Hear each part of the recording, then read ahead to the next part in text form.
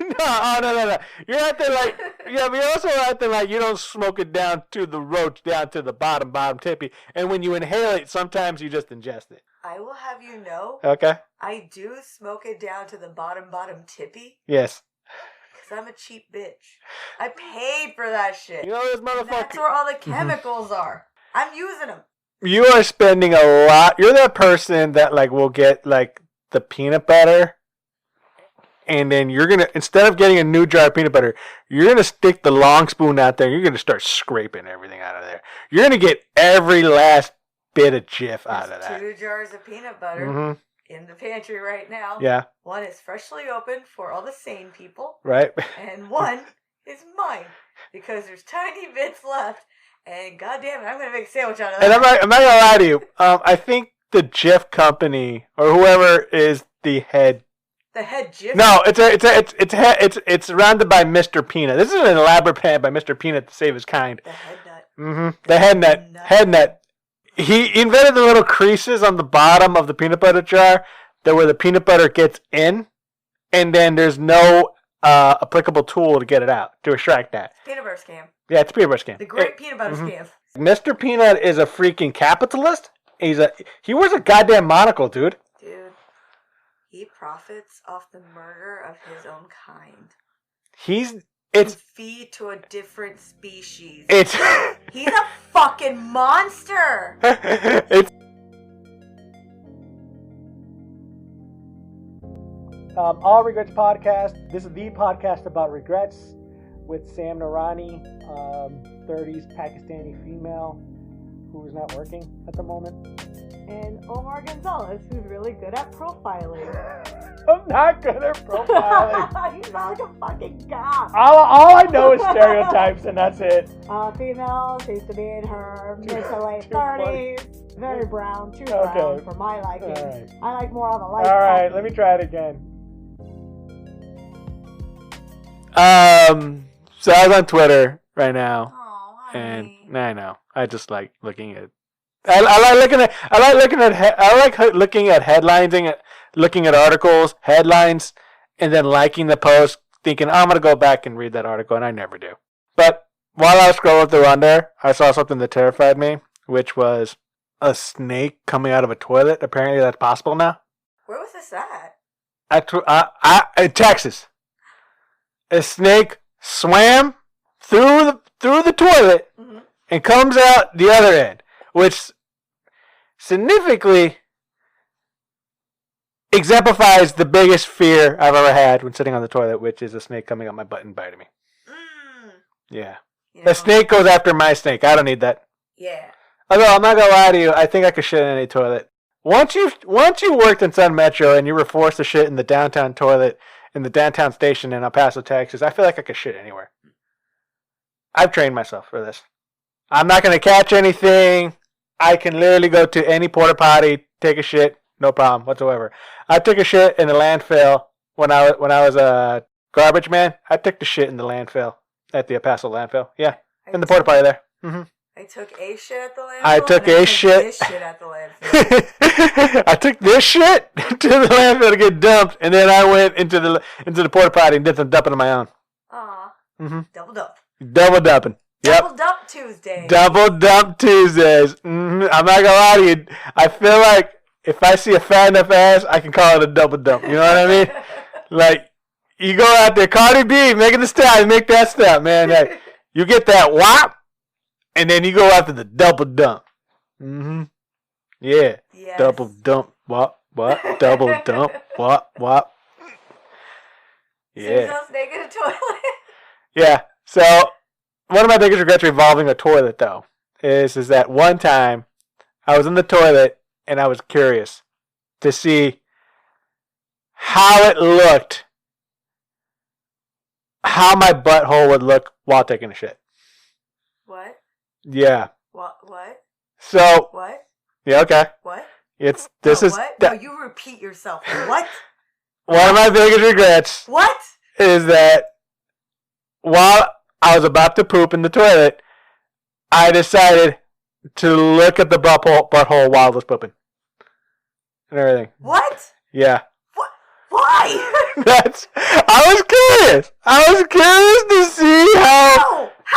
Tell me how you did this. I'm fascinated. I'm terrified. So, as a fat guy growing up, every fat person gets one extraordinary ability. I can't say. I don't know how to say extraordinary. Yes, one extraordinary ability and stuff. As a fat person, and then you basically bank on that one extraordinary ability. God damn it! I can't say shit. All right. I'll edit it. No, just keep it in. Keep it in for the time. But okay, every guy has that one thing that they bank on, and some guys it's more like, hey, I have big arms. Everything like I can curl a lot of weight. I knew there's one fat guy from like Hawaii, Samoan guy, which was his special ability was that he had abs, like good abs, like literally he could do like air crunches, and he was like 300 pounds. Shit. Yeah, it's all fat and everything, but like he could 100% like he can do like the planks. He do everything. That was his thing. Mm-hmm. My thing is flexibility. I am very flexible. For a second, I really thought you were going to say, my thing is having the cutest butthole. We're getting to it. Oh my god! Cutest butthole! But what happened was, the thing is that like I can touch my palms to the floor when I'm like leaning. A lot of people have trouble touching their toes when they bent over. I could have my palms touch the floor. Oh, nice. I'm very flexible like that. So I decided one day, I think I was like maybe 15 or 16. I want to see how it goes back there and everything. Mm-hmm. And I remember I went to the bathroom. I think it was at Riverside High School. Mm-hmm. School. I had nothing to do. You checked out school. Yeah, I checked out school. This is not like in my own house on a Sunday night. I got nothing going on. I'm going to go see what my butthole's up to. I was just more like, hey, I gotta poop. I might as well while I'm here. Okay. Check this box. That's so comfortable, dude. That's so comfortable. What, at school or something? It's weird. At school? Yeah. You went to the bathroom to go cry or like hide? Not poop. I had time to kill. Okay, fair. That was like it was like one of those things where like the teacher wasn't giving any assignments and stuff. I'm pretty sure she was like showing us Blue Streak the movie, which I've seen at least 20 times in school. Because apparently around that time, we loved Martin Lawrence back in the day. And we have to watch the fuck out of that goddamn movie. I think every school has their one movie they all play all the time. Dude, that one Blockbuster rental where it's just like, all right, this is the only movie that we can determine is showboat to teenagers. And it's Blue Streak. Stand and Deliver. Mm-hmm. Pirates of Silicon Valley. Dude, all my great movies that I've ever seen have been through there. It's been like what is it? Like I've seen that, Blue Streak. I've seen the president, the general's daughter. I saw that one. And then because my Italian class, my Latin language class. Mm-hmm. Literally, I learned nothing in Latin class ever at all. The only thing I learned of Latin is sex is six. That's it. What about et tu, Brute? Nah, no. Not even that. I already learned that in English, so fuck you, Latin. Yeah, pretty much. But the Latin teacher, all he did was just went to whatever Blockbuster he was freaking going to and just showed us movies.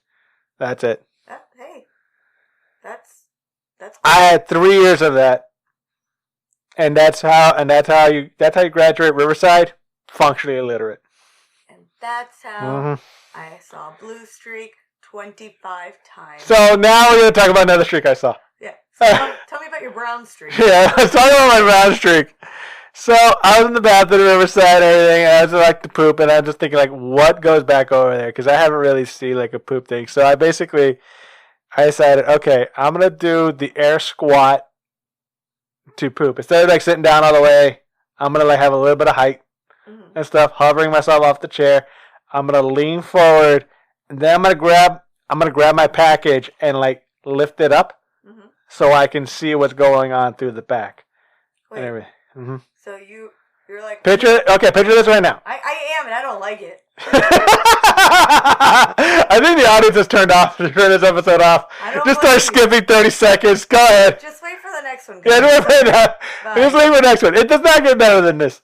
There's more poop. Actually, it gets way better than this. This gets way better. Go on. Okay, so I'm bent over. I'm squatting down probably like in a 45-degree angle and stuff. I have my balls in my left hand, and I'm thinking, all right, I'm going to let go and start pooping. You ever seen Two Girls in One Cup? I don't like. This is before my family had internet. Were you your own two girls? I was basically that. I was just, nobody ate anything. Though the toilet ate it, but it was 100% like you look down. I let myself go on there, and I could just see this long rope just going down in the toilet. I'm just like, oh, that's what happened back there. Ew. Why did I see this? That means, did you actually see your butthole? Or did you see your butthole evacuating? The contents of evacuation of the butthole. I had many years of debate about this because it's a very traumatic experience. You really think about it. I saw the expansion. Now, I could see it like expanding, going, contracting. I have a question. Sure. In my head, it's like those documentaries you see where they like mechanically separate meats.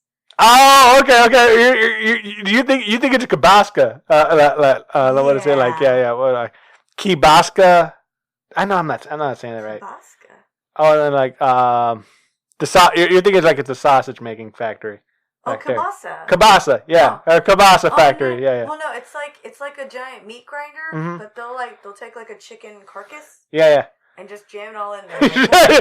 I'm just picturing the freaking chicken right there. They're like, bro, just fighting it the entire way through. They just jam the entire chicken in there, and all of a sudden it just comes out. Yeah. That's how chicken nuggets are made, people. Yeah, that's mechanically separated. Like Fair. Organs and bones and all the shit just. But then, like, it comes out the other side. So, like, did it look like that? Did it look? Oh, maybe. You know what? I'll take it back. It was a light brown streak. Like a meat grinder. Yeah. It was just one of those things where, like, it was so fast too because it just expands and then it contracts like that. It was just basically kind of like it was like a factory where just like it just opens sausage out, cuts it out real quick. Open, cuts, open, cuts, open, cuts, open, cuts. That's how it is. That's how the butthole works. It's designed to expand and contract like a vagina, but We've all seen fisting. We grew up in an age of goatsy, you and I. Yeah, we have. So, yeah, we get it. Sometimes it doesn't contract like it should. Your regret is what? Actually, no. Tell me the story. I have no regret on. Oh, everything. That's unfortunate. You have a regret of listening to the story. I do. So yeah, look at that. We're sharing a regret. Yeah, we're sharing a regret right now. But I regret actually seeing. Sometimes you don't want to see how the sausage is made.